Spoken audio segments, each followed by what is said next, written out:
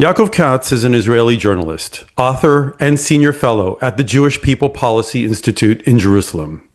He served as editor-in-chief of the Jerusalem Post from 2016 to 2023, where he still writes a weekly column.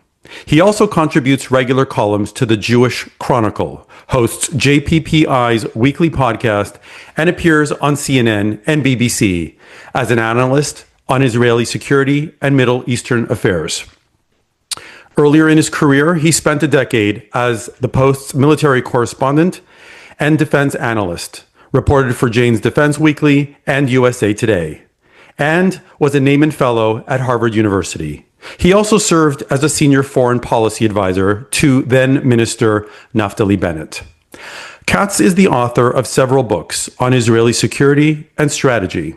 While Israel Slept, How Hamas Surprised the Most Powerful Military in the Middle East with Amir Bachbot, St. Martin's Press, 2025.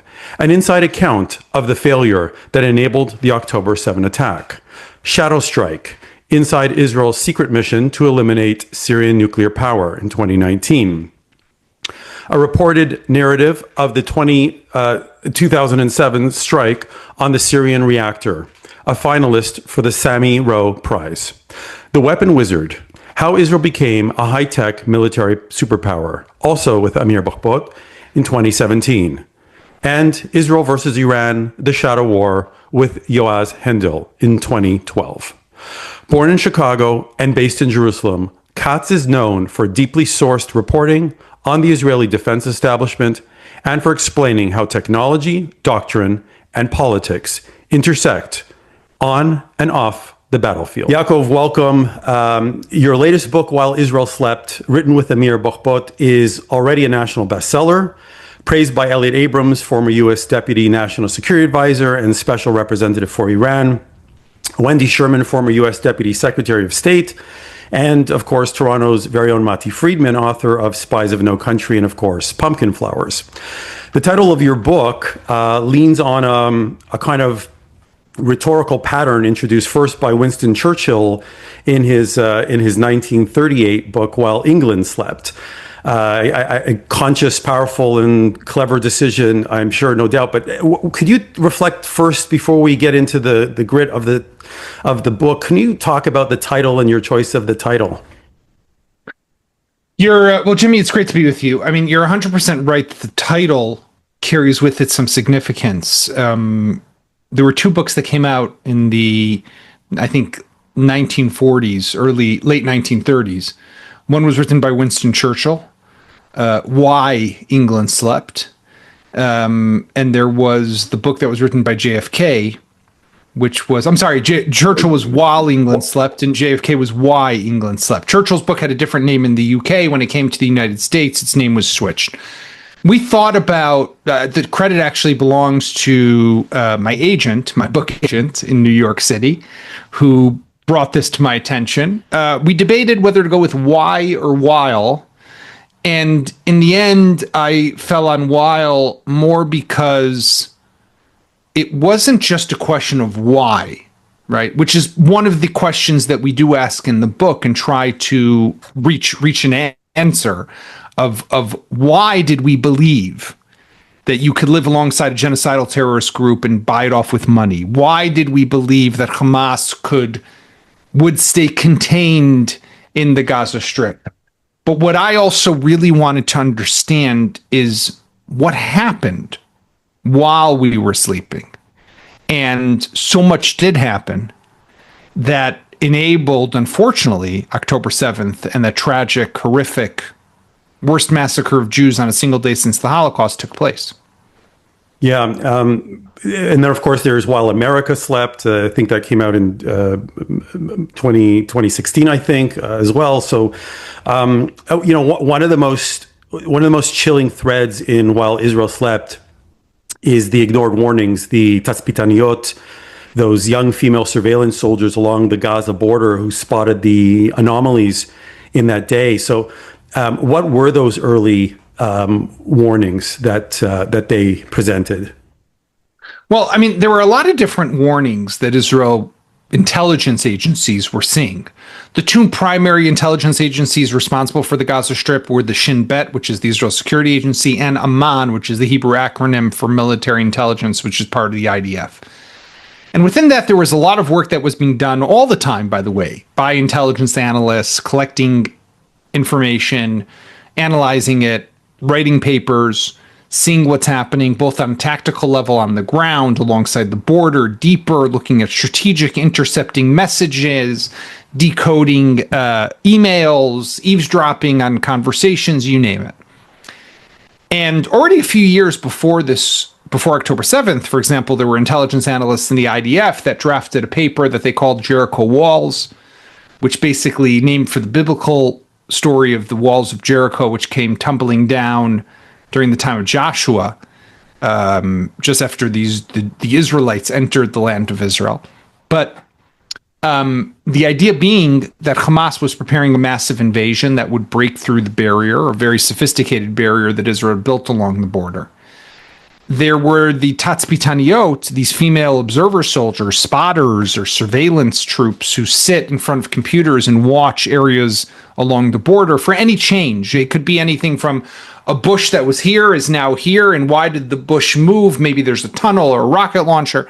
They look at the faces of people who are there, see are there any senior Hamas commanders, what does it mean? And they were reporting back to their commanders that they were seeing unusual activity, more than usual training, more than usual senior Hamas people over a period of weeks, if not months. And their commanders basically said, listen, you don't get it, maybe, but Hamas doesn't want war. Hamas is deterred. Hamas wants the Qatari money to keep going. Israel at the time was allowing Qatar to transfer $30 million in cash every month. And they paid, I think, the most painful of prices for these mistakes, because not only were they ignored in the run-up, but they were abandoned on October 7th, when for hours Hamas had run of, for example, Nahal Oz, which was one of the frontline positions where they were stationed. And then 5 of them were taken to Gaza. 15 soldiers from that base were murdered that day. And I'm sorry, 6 were taken to Gaza. One of them was rescued just a few weeks into the war, real miracle. But 5 languished in Hamas captivity for almost 500 days. And their story of those who warned, who tried to alert their commanders, who were abandoned on October 7th, abandoned in Gaza, is just unimaginable to think It's about. very heartbreaking. I mean, it's heartbreaking. But to your question, when I look at the information that was there, we had the information from them. We had that Jericho Walls. We had in the 24 hours from October 6th in the morning to 6:29 of October 7th, when the attack commenced, there were a number of alarm bells that were going off. The story of the SIM cards, the story of the uncovering of rocket launchers, the preparation of underground bunker systems for Hamas. There was no shortage of information. What we lacked was imagination, was being able to imagine what Hamas was capable of doing.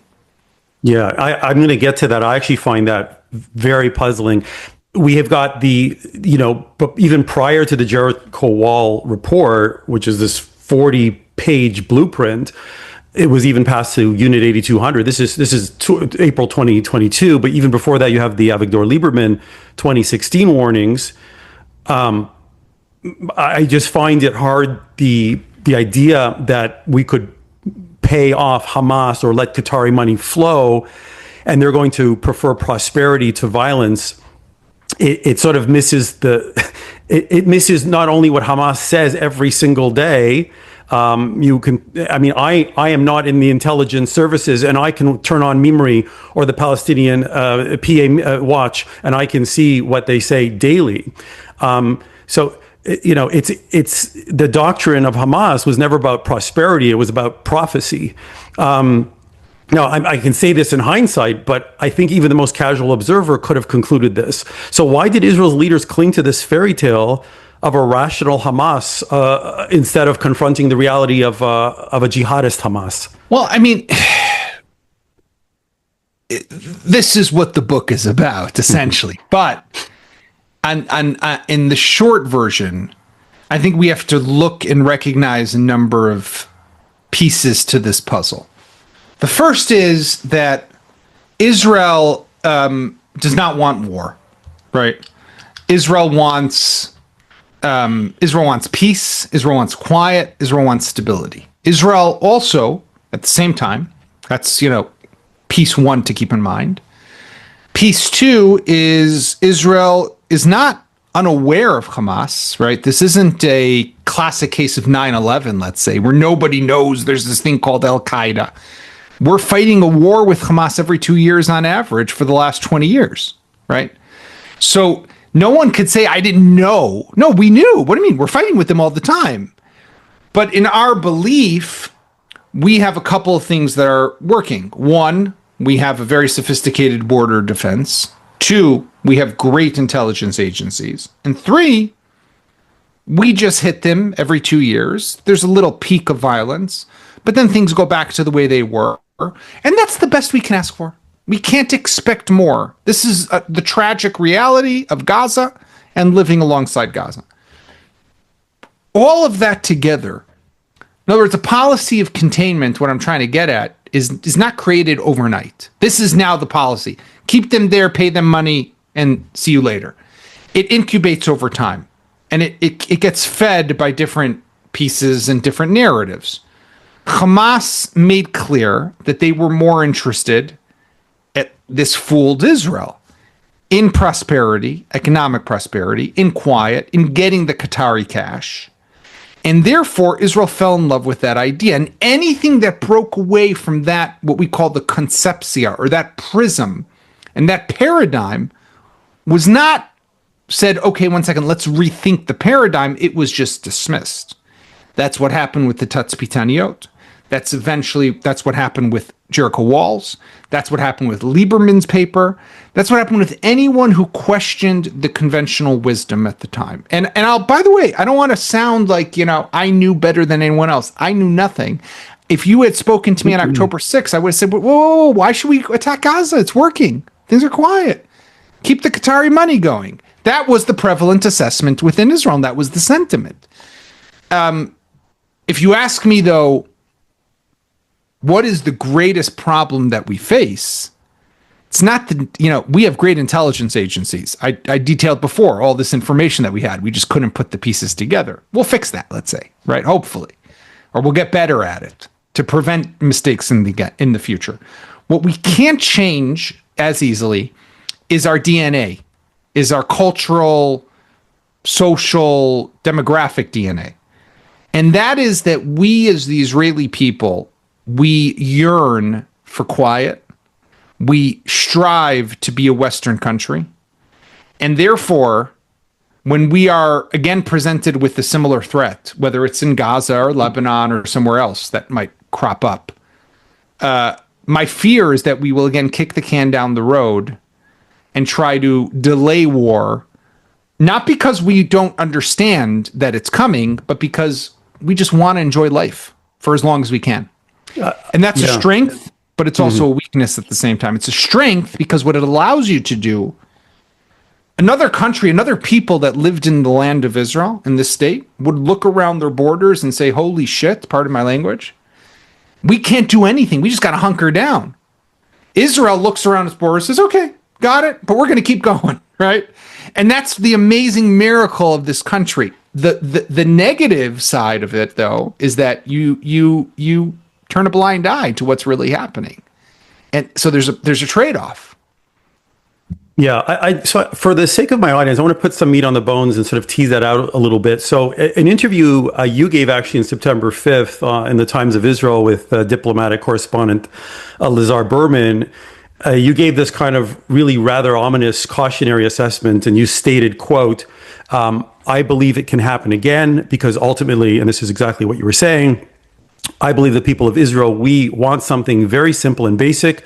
We want to be left alone. We want to live peacefully and quietly. And to do that, we are willing to contain threats and to minimize them and to kick the can down the road. And to believe in fairy tales that enemies that are genocidal can be deterred and contained. And then you continued with a kind of contrastive analogy. You said, while we want to be Luxembourg, our neighbors are not France and Belgium. Dan Sinor's fantastic podcast, Call Me Back, just hosted Yonatan Adiri, whose recent piece in Yediot Achronot argues that our enemies are rearming and that new regional challenges are emerging, particularly Turkey. The IDF just, I think, 2 days ago wrapped up a major drill involving both Judean Samaritan divisions and this newly established 96 Gilad division. So is your ominous assessment that, quote, I believe it can happen again, destiny or a wake-up call? I'm not a prophet, but I do feel that I recognize Israel's weaknesses and strengths. I do hope it doesn't happen again. I mean, don't get me wrong, right? I think that if we're good and if we learn the lessons and if we're smart and if we do everything the right way and we draw the lessons and we break these concepcias and paradigms, then we have a chance of it not happening again. But I do also, I feel that the Israeli way of life is just much stronger. I mean, take right now, for example, okay? Right now, almost every week, Israel's attacking in Lebanon. Almost every week, if not multiple times a week. Now, it's easy now because we're still into the ceasefire. The war is, yes, much lower intensity, but still kind of there. And we know that right now the chance of retaliation is low, if not non-existent. At some point, though, that will change. Now, two things will change. One, the threat of retaliation will go up. And then Israel will have to say to itself, okay, do I maintain the policy of preemption? Or do I now say, you know what, it's not worth taking out this one guy on a motorbike near Sidon in southern Lebanon because it might spark a larger conflagration. That's one consideration that's going to come soon. The second one is going to be, after that happens, come August, July, definitely September, we're on the verge of a new school year, the summer vacation, tourists are back, Air Canada's again flying to Israel, everything's great. And you see a Hamas guy or a Hezbollah guy digging a tunnel, moving a rocket. Do you attack? Now, if you attack and you know there might be a chance of retaliation, it's in line with their policy of preemption. But if they retaliate, there goes the school year, there goes Air Canada, there goes the tourists, and you're in a war. So what do you say to yourself as a leader? Let me write down where the rocket is. Let me write down where the tunnel is. I'll deal with it next time, right? And then you go from one tunnel and one rocket to 10 to 100 to 1,000 to 10,000. How do I know that will happen? Because it's happened. It happened so many times. Now, it might not happen, but I do think that we have a tendency to fall into that trap. Now, October 7th is a monumental moment because it's a moment that's meant to change the whole way we think as a people. It's a moment that wakes us up and makes us recognize that we can't go back to the way we once were. I just don't know if that will last over time. I think what will overcome us is that Luxembourg feeling, is that desire. And we have to admit something very simple. The end of this war has yet to be achieved. What we are currently in is a good ceasefire that was put into place so there could be a hostage and prisoner swap. That's all we've achieved so far. We have not achieved anything more than that. We have a ceasefire in place so that we could get back hostages and they could get prisoners. We're still in 53% of Gaza. They are in control 47% of Gaza. They are reasserting themselves. They are executing people in broad daylight. There is not yet a new governing entity in Gaza. There is no international stabilization force or multinational force in Gaza. There is no disarmament of Hamas. There is no destruction of tunnels. There's no de-radicalization. There's no reconstruction yet. Now, it doesn't mean none of this is going to happen. But where we are now, over a month into the ceasefire, we are not yet at any of those, have achieved any of that. Where we are more likely to be finding ourselves, unfortunately, is back in a conflict. And this is because Hamas is still there. Hezbollah is still there. Iran is rearming. The threats are maybe less magnitude now, but they are far from being gone. So I see two things here. One is sort of the, reading the tea leaves of what's to come, as you said, with the lack of imagination. But then there's the other question, which is once it happens, the response. Now, when I told friends and family that you're coming on, I kept getting different versions of the same question that they want me to ask you. So I've tried to coalesce them together, and it's going to address that. Who's my barber? Who's your barber? Yeah. Exactly. So from what you uncovered, what explains the slow military response from the first alerts? Or in the impassioned words of one of my family members, and excuse my language, where the fuck were the Apaches?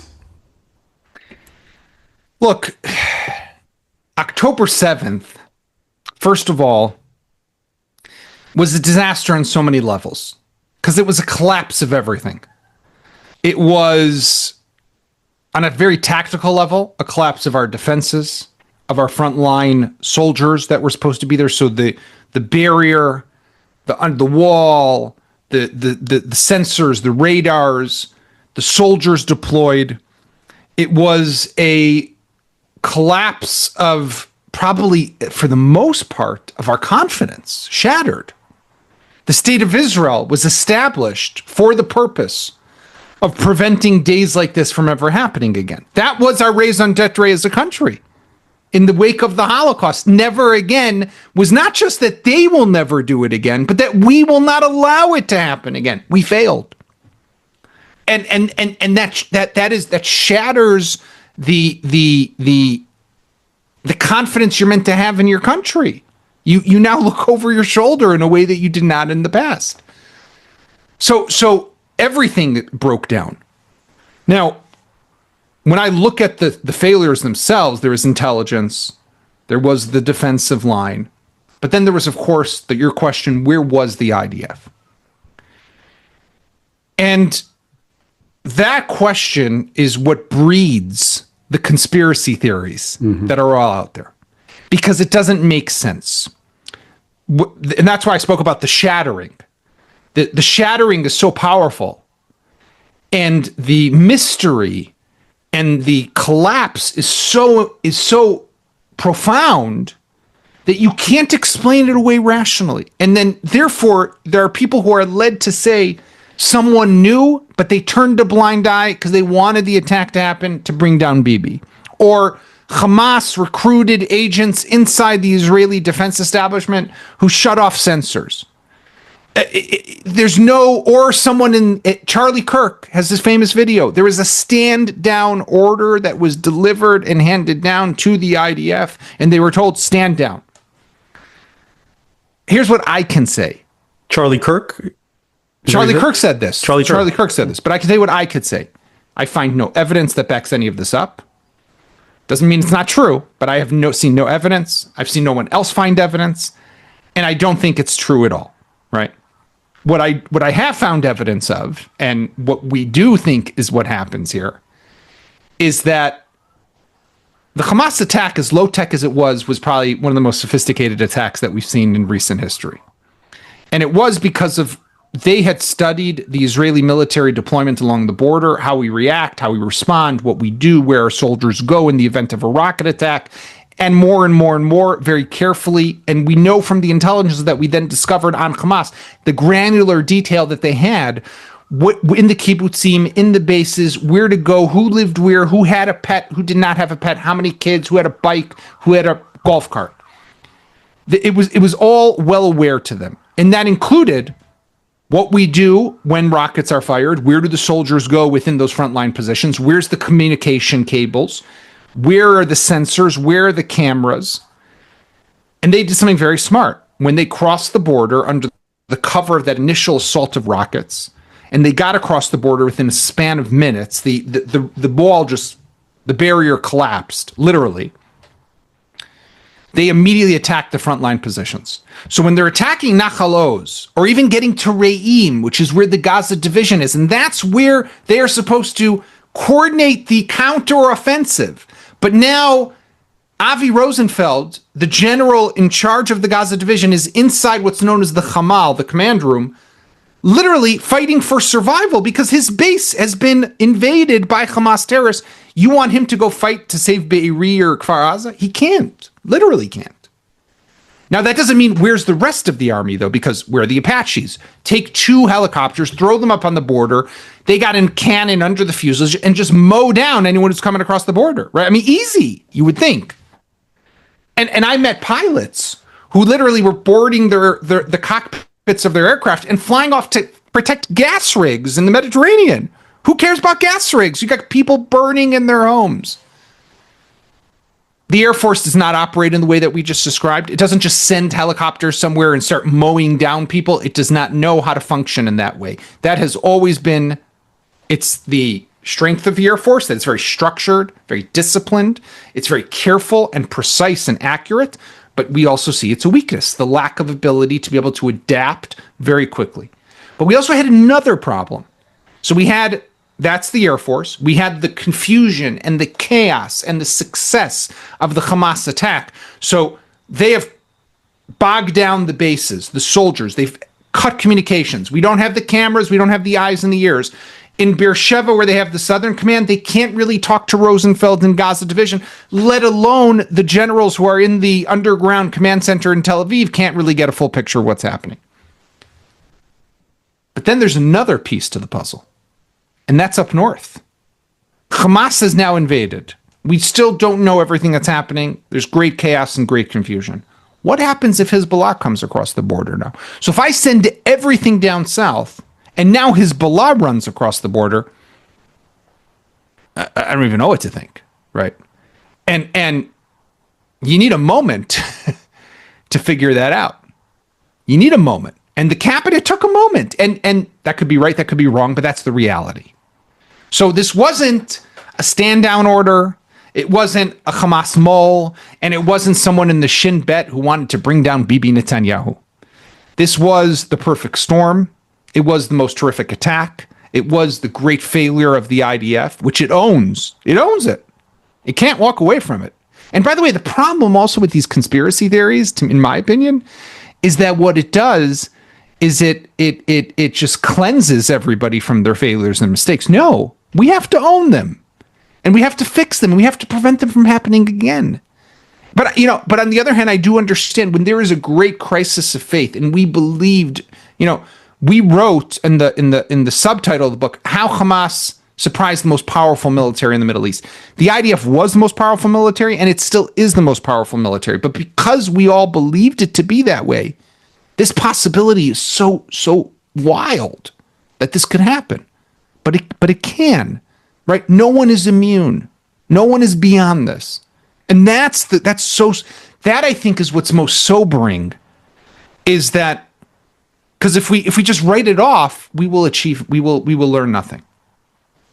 Right. I mean, there's no question it shattered this notion of never again, and it was definitely a cultural earthquake. So, from where you sit as an Israeli, do you sense the emergence of a new Israeli ethos out of this, that one that is more grittier or self-reliant, or is Israel still in this phase of kind of collective disorientation where the national story has kind of cracked but hasn't yet been rewritten?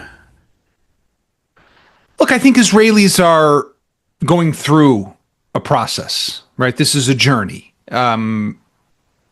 We are talking just a month after the hostages came home, the living hostages. Some of the bodies are still being held in Gaza. Israelis need to heal.